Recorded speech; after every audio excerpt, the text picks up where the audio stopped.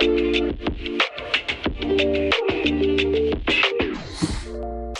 as you all know, we're in a whole differently brave new world.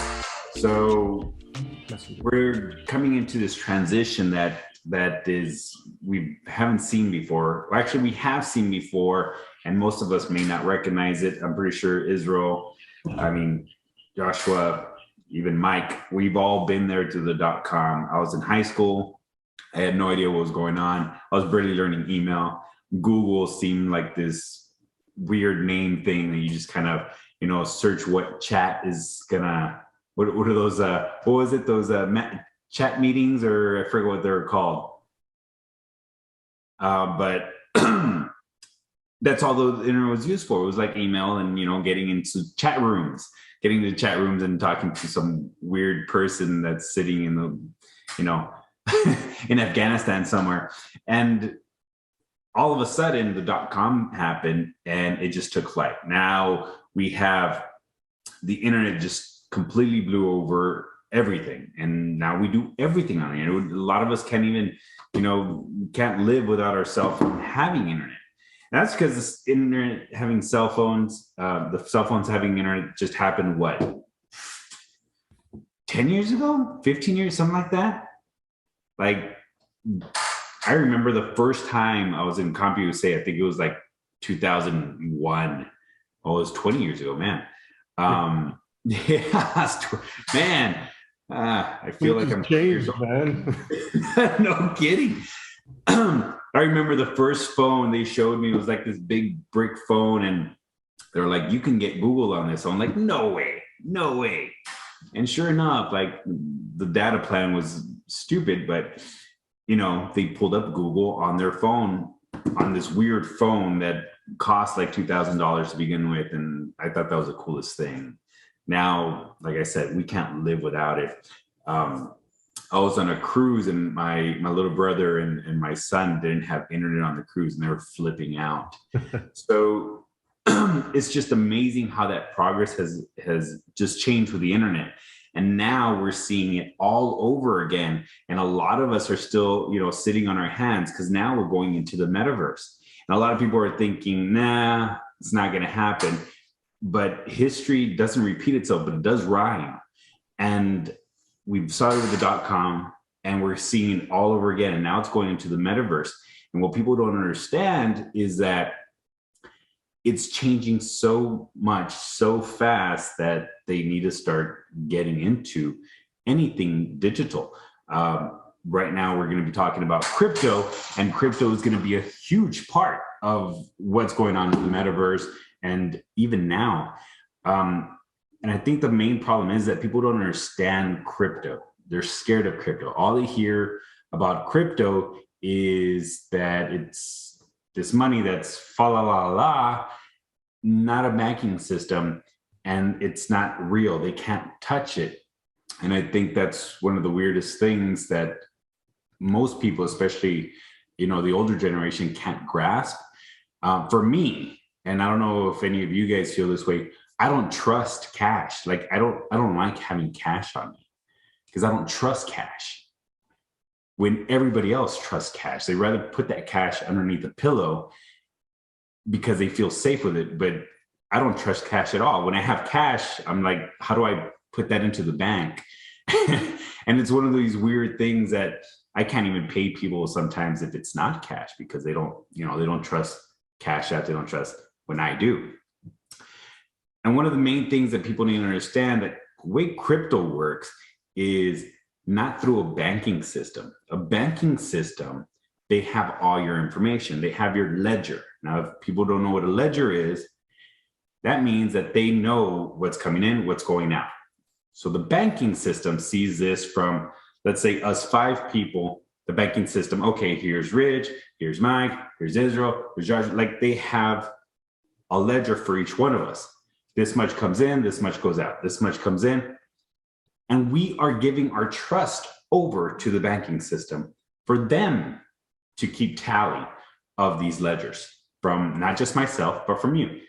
If I were to send Mike $100, then the banking system knows, okay, Richard, had a credit of 100, Mike would deposit 100, and they keep all of that. So the banking system is the third party seeing all these transactions. So it is up to us to trust the banking system. Why is that a problem?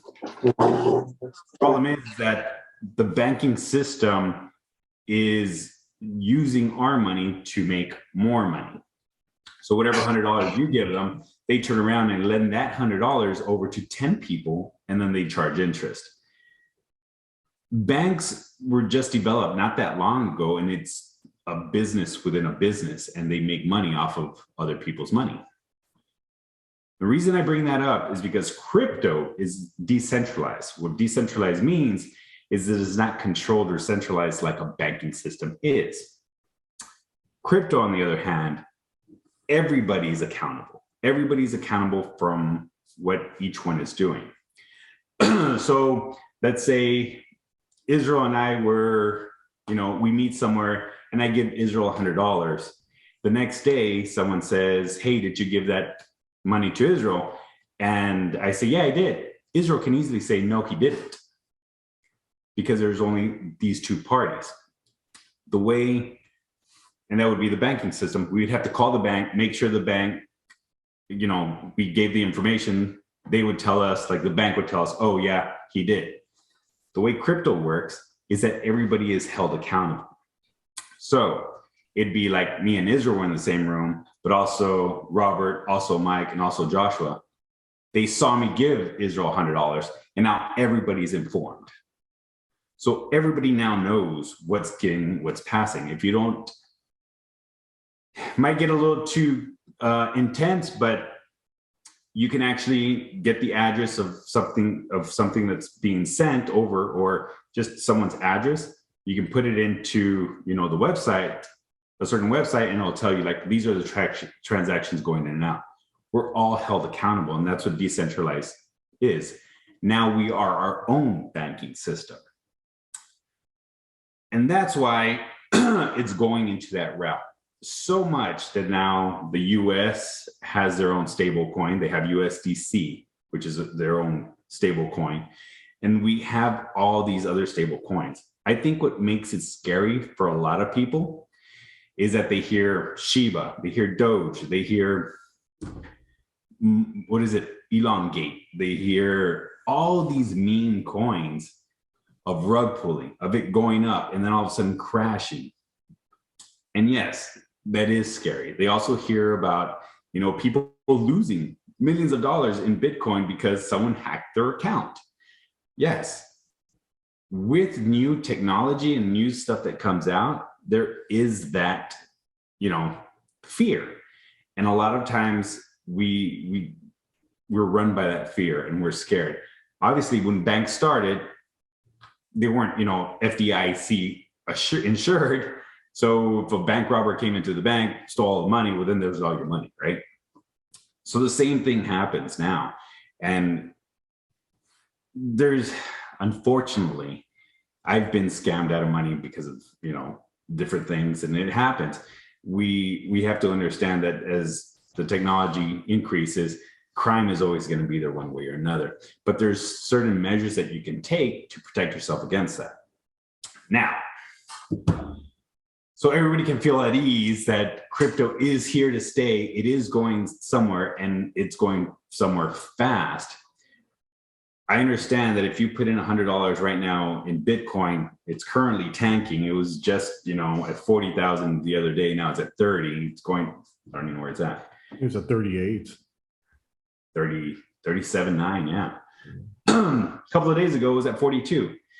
And it can be scary putting in at 42 and all of a sudden you're down, 25%. That can be scary.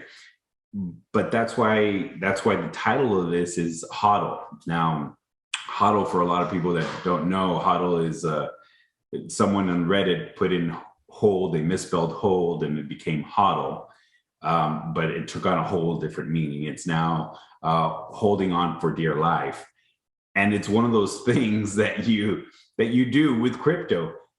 It's not putting in all at once. It's one of these things that you gradually put in as, it goes down. Now, there's a special saying that I don't know exactly who said it. I don't know if it was Graham or Buffett. One of them said, when there's blood on the streets, you buy more, even if it's your own blood. That is so true with crypto, no matter how scary it is. Because one thing that you have to realize is that Bitcoin, Ethereum, these blue chip cryptocurrencies, they're going to be around for a long time. They're not going anywhere. They're going to continue fluctuating up and down until they find this common base. For those of you that know nothing about the Forex market, it works like that all the time. Our US dollar compared to, the yen or the francs or the pounds in British, our dollar constantly goes up and down also. It's just on a smaller scale. It's not by 10,000s like Bitcoin right now. Eventually it has to level out, because this is a currency that now is going to be used within the metaverse. You're not going to be able to, get cash out and buy something on a metaverse. You're not going to be able to do that, for much longer. I mean, might not happen in our lifetime, can happen in our children's lifetime, but it is going that way. And the best thing that we can do is HODL. we buy and we continue buying as it's going down, because eventually it has to go up, because it's not going anywhere. It is being used all sorts of ways now. Now, a lot of things that you do online are taking Bitcoin. There's Bitcoin cash ATM machines. Like if that doesn't strike something, that there's Bitcoin ATMs, then I don't know what to tell you. I don't, I don't know how to convince you, but you have to, you do have to make sure that you are investing in the right cryptos. Don't go putting all your money into Shiba. And another thing is, it's like putting into the stock market. I'm a long time holder. I do like trading, but I don't recommend anybody do trading. I definitely push people more to the long term, and it's going to have to be big companies. You're not going to invest thousands of dollars into, some ticker symbol that your best friend's cousin's former roommate gave her. You want to invest into, the US stock market, the SPY, the QQQ, these big corporations. You want to invest in Walmart, Amazon, Google, because they're not going anywhere. The same thing with crypto. You can't ignore Bitcoin. You can't ignore Ethereum. There are other coins that aren't as much. There's Cardano, there's Polymatic, there's, all sorts of these other big blue chip coins that you can invest in. You just need to make sure that the bigger slices go to, Bitcoin and Ethereum, but make sure that you're investing not only that, but also that money that you're not going to be needing in the next, year or so, because it's a long-term hold. It is this, the way I see it is it's as a savings account that you're not going to touch for a very long time. That's eventually going to be making more money. It's not a savings account that you have at Bank of America that's giving you 0.0003% on your money. It's something much further, because it will go up in value eventually. Good. Would you, I would say that's pretty much gambling right there, Rich. The savings account at Bank of America?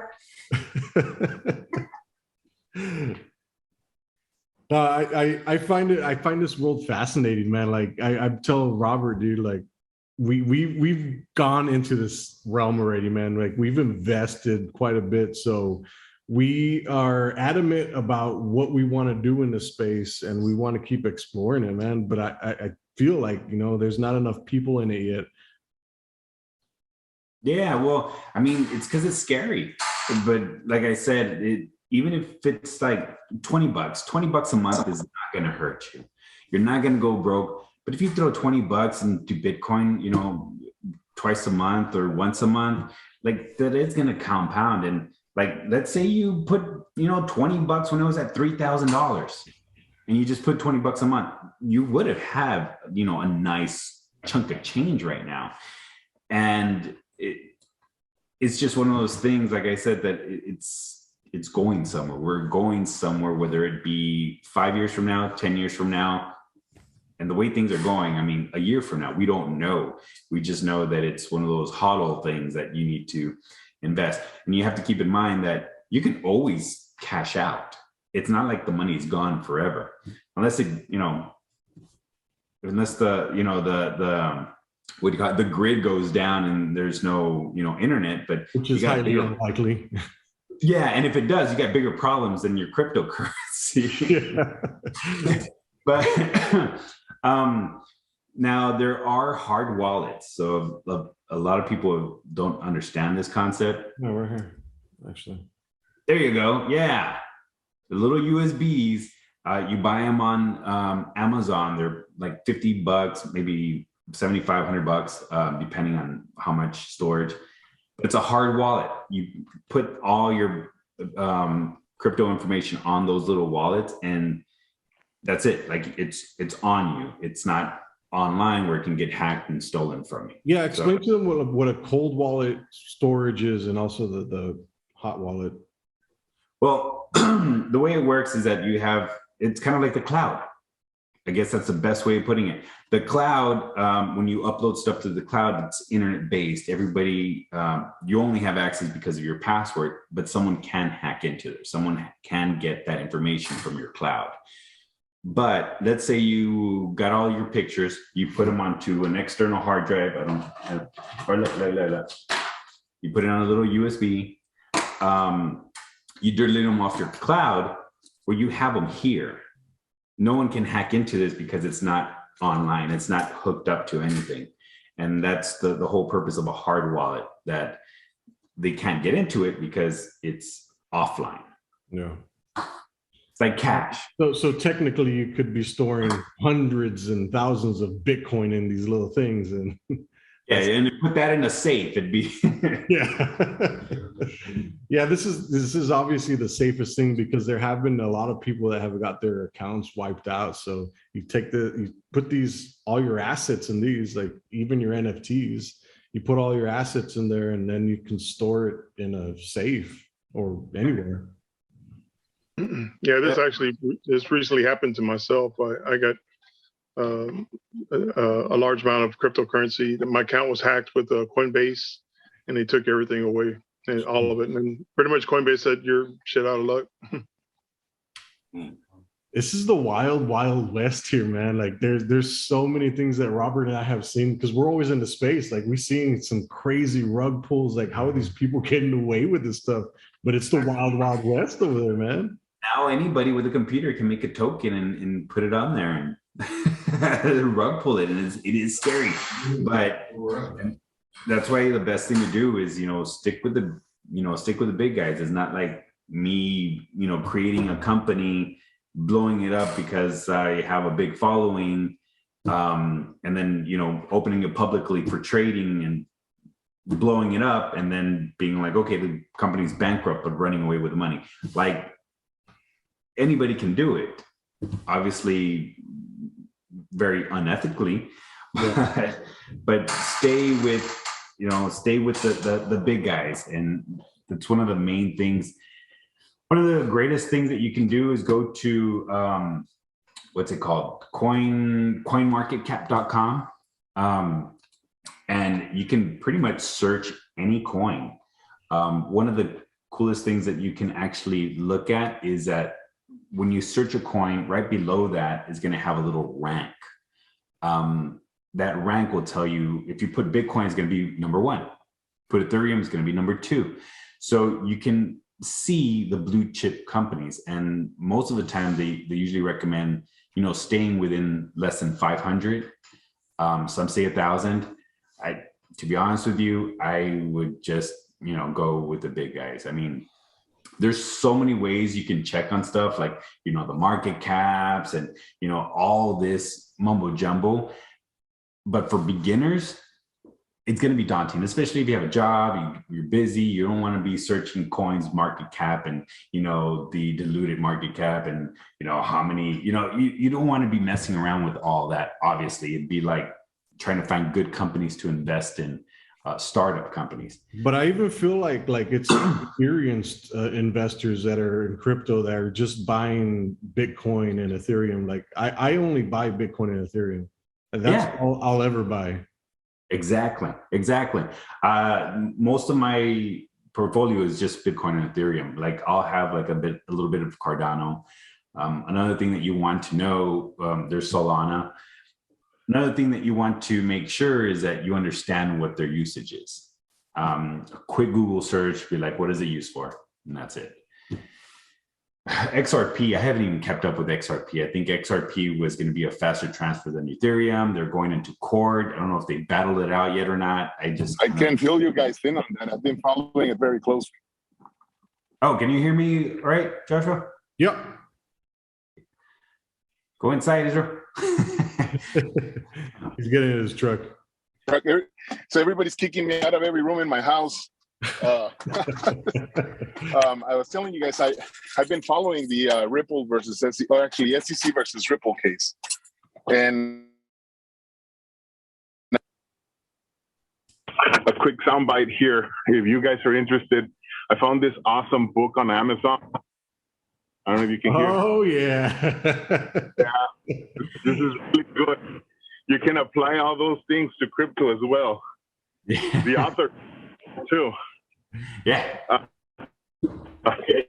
So, in essence, the Ripple case, I think, is going to have major implications for this space. I heard one of you guys say that this is the Wild Wild West. Well, I think that after this case is done with, there's no longer going to be the Israel got off his Wi-Fi. Yep. I was getting good too. We'll wait for you, Israel. Looking at market cap. Yes. There you are. There you go. You cut out. Oh, can you hear me? Yeah. Okay, so if you look at the market cap of the entire space, it was in the billions of dollars, right? Barely hitting billions of dollars in the entire market cap. And right now, what Bitcoin alone was at $1 trillion earlier this year. So after this case is settled and there's regulations, I truly see people coming in with big money, institutions coming in with real money into the space, where now you're looking at being able to have some sort of insurance for these digital assets. In the latest of the Ripple case, there's been a lot of delays, but in the latest, there's a lot of documents that have come out that are pointing to the SEC being involved with the consensus, what's it called, the consensus association, which deals with Ethereum, that is putting Ethereum in the hot seat. I don't know. I see Ethereum kind of going through a process. Either the SEC turns around and gives them true clarity, or they're going to be in the hot seat like Ripple was in 2020. But after this case is done and over with, there's going to be some major changes so that we no longer have to experience that wild west, and it'll be more like trading in the market. I think that wild west mentality is where all these millionaires are being made like overnight. That's what I find it exciting. Like that's the decentralization with the centralized stuff. I think that's what Ethereum's trying to fight against. And I really hope the decentralized part wins, man, because then we all win. Yeah, no, I think it's definitely going that way. I know I've spoken to several millionaires that they're heavy on crypto. Like their eyes like widen if you say you don't have any crypto. They're pushing crypto so hard, and then with what we've seen in the past couple of months. We have our interest rates up to 7%. Like we have not our interest rates, but our I lost my words. Well, also the things that are going on in Canada right now, like the government's seizing like people's bank accounts. Yeah, because it should be a wild, wild west in the digital space. We need to come up with a terminology, Joshua, and just kind of trademark it because it is getting for real. But inflation's at 7%. It's ridiculous. I mean, 7% inflation, that means that you're losing 7% of your money every year by just holding it in the bank. Yeah. There's my stuff. And that's So, that's all they're just telling us that. Like, do we know it's actually 7%? yeah, that's what they don't want to freak everybody out. They're already doing it as it is. So imagine what they're hiding behind, closed doors. So crypto is one of those things that isn't regulated, and I'm pretty sure they want to. We don't know where it's going. I mean, now I think Biden has it to where you're going to get taxed 35%, 40% from your crypto. Uncle Sam's going to get their money either which way, and that's one thing that we shouldn't be afraid of. What we should be afraid of is decentralized, government in the banking system. That's what we should be afraid of, because if you look at the markets right now, we're tanking. Now we're apparently going to war with Russia. Yeah. And I think Russia is actually the UK is putting sanctions on tomorrow. They're prohibiting trading. Like, it's getting pretty intense. And just because it's getting intense doesn't mean that we should stop investing, because you're right, Joshua. These times have made millionaires. It's gonna continue happening. And like I said, it's happened before, and it's happened before that, and it's happened before that. And every single time that it's happened, we've come out. We've gotten out. We've gotten into this bull run. It's just this cycle that keeps playing. And when Warren Buffett said it best: when everybody is fearful, be greedy. When everybody is greedy, be fearful. And right now, everybody's fearful. Yeah, and the last time this happened was the .com era. I mean, yeah. That's Yeah. So the big stuff, but then there's the market crash. And then right now we're having both. We're having this market crash and this metaverse entanglement. And it's, Wild West. We need to come up with a terminology now. Now we need to figure something out. for real. And speaking of that, you had a meeting in the metaverse, didn't you, recently? Yes, actually with Moises down there. We've had a couple.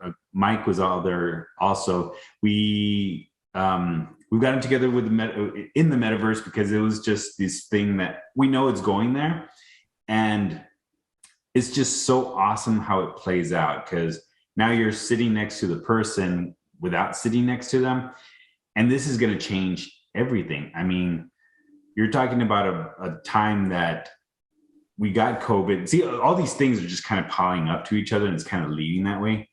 Now with COVID, we're obviously right now talking to 6 different people by sitting in the comfort of my office. But now there's the metaverse. I usually go on the Oculus system, and I go to different venues and stuff like that. I'm chatting with people from all over the US, and we're actually having a conversation in avatar to avatar.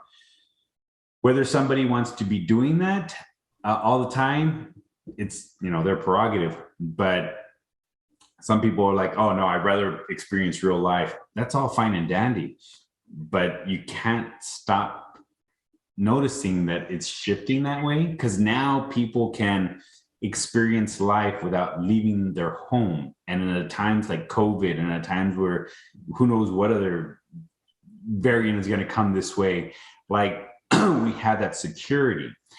Now they have stores. I think Mike, you shared it but they have a store that you can walk in the metaverse. You walk into that store, you look around, you buy something using crypto, and then it arrives to your front door. Like, if that's not the best thing ever, like, why are you going to waste gas going to the mall when you can have a mall inside the metaverse, shop for something, and then it gets delivered to your door? It's going that way. And the only thing we can do is be the watchers or be the doers.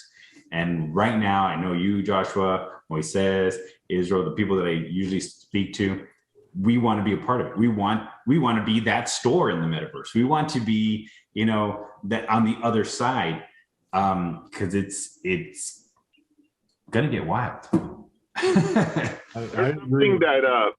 There's something that I think that in the whole metaverse conversation is kind of being missed right now by a lot of people, and that's the augmented reality component of it.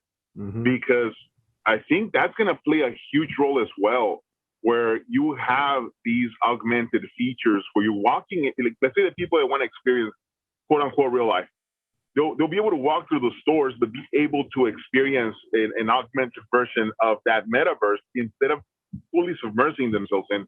You might be able to interact like that. And I don't hear a lot of people talking about the augmented reality portion of it, but I think that's going to play a huge role, especially when it comes to issues like, or places like government, for instance, getting your driver's license, going and testing for certain things. The DMV and virtual reality.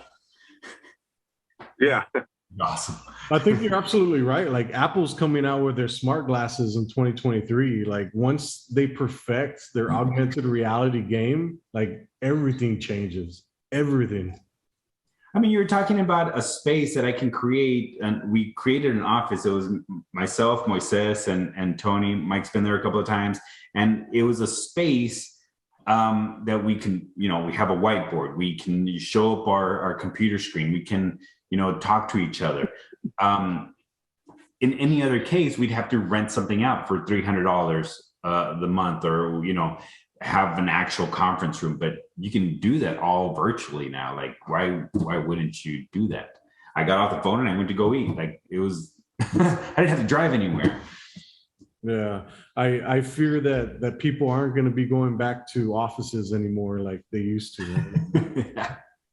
Which is a good thing for us. Yeah, man, it helped the earth also. Yeah, for real. So what else is everybody investing in right now? I'm looking into certain utility tokens like HBAR, XRP, definitely, just because of that lawsuit. I think I'm kind of applying that, get in before the settlement approach. The other one is, give me a second, I'm getting a call. I'm looking at VET, VChain. Oh yeah, VChain is pretty good. VChain and of course Quant. Which one was the last one? Quant.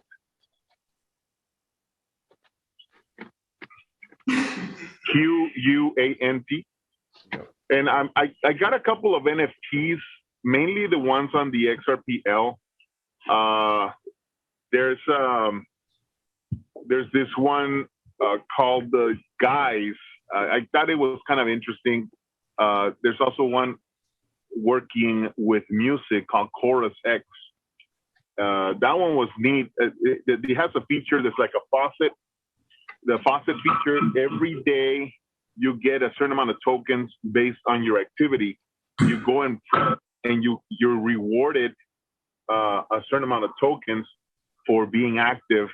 And over time, you'll be able to have value to artists that work with them. I thought it was a different approach to ownership, which caught my eye. Yeah, because if you think about it right now, like it's all the art that's going out with the utility. Eventually, it's going to be music. I think by next year, it's going to be music, man. It's going to be super exciting. Yeah. Well, NFTs already have a lot of stuff behind them, so that's kind of awesome. It's not just something that was drawn and made valuable. But one thing before I forget. Make sure that if anybody's investing in any of the cryptocurrencies, you always want to put enough in a stable coin. So if you do have, for example, say you have $10,000, put those 10,000 into a stable coin. Most stable coins, if you use like Voyager, crypto.com, most stable coins will give you a return on your investment. They'll give you like I think Voyager gives you a 9.99% APY. But do that while you're slowly investing. So you can slowly move that over to, Bitcoin as it's dropping. Because the last thing you want to do, like I said, is hold 10,000 in your bank account and you're losing 7%. Is Voyager still doing that for U.S. customers? Because I know that some of the platforms stopped doing that after the latest announcement from the SEC. You know how Coinbase was going to come out with a feature similar to that, and they got a warning from the SEC saying they couldn't be doing that because it would be constituted as a security. And then Coinbase backed off from their platform pushing for that, and they said they would offer that feature, but only to customers outside the U.S. I'm still getting it on Voyager. That's what. Yeah. Yeah, I haven't seen anything like that, but I'm still getting it on Voyager. What happened to Joshua? Sorry, guys. Technical difficulties. What you got, Robert? Oh, battery exhausted. I pushed the off button on his. All right, let me change the. Can you chat with him for a second? I'm going to change the. Sorry, guys. That was all me. Hold up. Robert, I think the other mic's picking up your voice. Josh's mic? Yeah. Oh, this one? Oh, it might be. Can you hear me? Yeah. All right, let me just jump over here to yours. Did it go completely up? Yeah, we're completely up. We're here. Sorry, guys. All right, so yeah, I mean, like today was the first one, so we really, obviously want to share everything that we're doing. We want the community to come around to this because we think it's super valuable. I know there's a couple of people in here that are collecting NFTs, are making NFTs, and it's an exciting time for the Rio Grande Valley. And I think the people that are in it right now are going to be the people that really make a difference in the space. Or at least leave their mark. Yeah. Oh yeah. I mean, and a lot of us have different different strengths. So like I might not be the smartest person when it comes to NFTs, but getting together in the groups, especially like this, we have a little bit of everything that we can actually build something. Because I mean, it's just overwhelming how much information there is. And just like that, Bitcoin's at 37 now. I think the saying in the space is WAGMI. We're all going to make it. So I think that's the truth, man. Oh, Lisa can't hear you. I don't want to be the party pooper, but just kind of looking at the TA guys I follow, I think we're in the middle of a bear trend, and we may see lower numbers on Bitcoin and Ethereum. They've hit really high targets, so I don't know. I know there's a hope to see the 100,000, but the way it's looking, I'm not too confident we'll see that. And that goes back to Richard's thoughts. HODL. This talk. Yeah, and one of the coolest things, and you know what? I don't know if I can share. I can share my screen. Here, guys, I'm gonna help you out with this real quick. Because one of the biggest questions, like, okay, like, when do I buy? If it's tanking, when do I buy? When's it gonna stop? When should I buy? I'm gonna show you all real quick. Oh, I got disabled. I need someone wanna let me share my screen? Yeah, let me give me a second.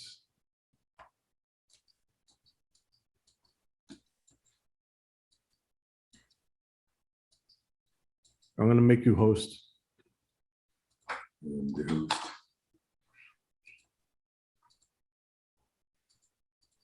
Ready? There we go. All right, so if you guys don't know what this is, it's tradingview.com. It's free to use, so you can see the screen, right? Everybody? Mm-hmm.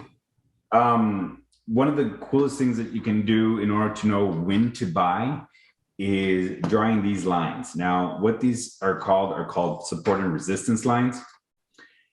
The easiest way to find them is by moving this little, see how it's candles, moving it to where it says line. And you draw lines where things stop. See how Bitcoin was going up, it stops there for a while, and then it shoots up to here, stops, but stops at this place, and all these little areas is where it stops for a while. Not stops like little small ones, like, you know, there's that one. But this is where it makes hard breaks and turns around. So it stopped there, comes here, and it tests that twice. It's there twice, goes back up, and this is like that main line. This is where, you know, you can make lines by, it's right here. It's a little line, draw a horizontal line, you just kind of click on it. Now, don't draw too many because it can get, you know, kind of overwhelming, but it's mainly where things, price stops and goes back. That's where you want, where things kind of meet. See how this line meets with all this right here, meets with this, meets with this. This one meets here, here, here, here. That's what you want to be drawing. Now, when things are tanking, that's what you want to watch out for. So the last time it was up, you know, over here in the 50,000s, we noticed that, you know, all the lines kind of meet up there. So it either is going to go up from 50,000 or it's going to go down. In this case, you know, it totally tanked. But we know that there's lines that met here, here, here, and it might stop at, you know, 40,000, which it did. It tanked and went back up. The next line is going to be down here at 30,000. So they're not perfect. Sometimes it doesn't even hit it like this one, but at least you have a sense of like, okay, once it reaches, you know, this number, I'll put in this much. Once it hits this number, I'll put in this much. And it's best, you know, as you're going down, because I mean, the next one would probably be, if it really, you know, takes a hit, all the way to 12,000. But at least you know, like, okay, I can buy at 30. If it keeps going lower, you know, my next number is 20,000. If it keeps going lower, it's 12,000. But at least you have a number instead of kind of like, you know, playing darts in the dark. Like, let me invest now. You have a number that it might be the safest place to buy, because if you would have done it here, you know, it went back up to 66,000. And it's just something simple that you can use, and you have a plan, and you have a strategy to go to. Like I said, it's not always perfect, but at least you have a plan and a strategy of when to buy. You can also, like I said, you can also now on most crypto trading platforms set limit buys. You can set it to like, I want to buy $100 worth of Bitcoin when it reaches 30,000, and you set it and forget it. When it reaches it, it'll buy it for you. So little things like that can help you buying at the best time. Obviously, it's not going to be the perfect time, because if we would have bought here, it would have kept crashing. If we would have bought here, it would have kept crashing. It's just, you know, a good strategy just to have, so you can always buy at a good number versus at some off chance you might get, you know, lucky. And also on my end, I kind of like, there was this one quote that I heard that I follow it like just every single week. It's, you deserve Bitcoin at the price you got it at. So, I mean, I buy it every week, man. So I think, yeah, if you have extra, you know, if you have an extra $20, you know, every week, just throw it in Bitcoin. Like, it's not going to hurt in the long run. It might hurt in the short run, though. That's why you got to HODL. Well, everybody, I'd like to thank everybody coming around today. I learned a ton. Robert, I know. Super insightful stuff, man. I really appreciate your time. And this coming Thursday, we have another one with Jacob Howell, which is running for the commissioner in Mercedes. And he's going to be talking about the projects that they have out there and what they're going to do. And I find it very interesting that if we can get cities to like adopt crypto, I mean, dude, it's It's crazy. Like I know there's some, yeah, it's headed that way. Like it's crazy where it's coming up. But either way, guys, thank you very much. Richard, I appreciate your time, man, and your insight. Absolutely, guys. Thanks for having me. No, Richard, it was a pleasure being You got to plug your book, bro. Gotta plug my book. Gotta plug my book.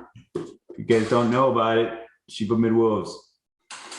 All right, guys. We'll see you soon. All right, guys. Later. I'm gonna make my 13-year-old read it. Yeah, do it. Yeah. All right, bye,